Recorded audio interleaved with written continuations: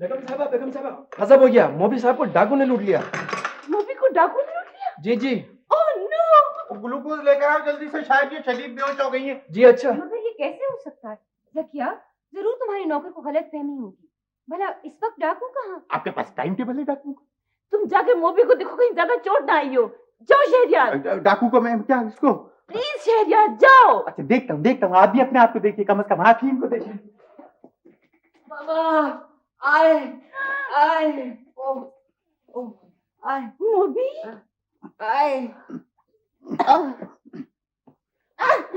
ओह मोबी dear, मामा ज्यादा जी, चोट तो नहीं आई? मामा वो ओह माय गुडनेस, वो डाकुओं ने मुझे लूट लिया। हाय हाय हाय हाय हाय, कैसा जुल्म है।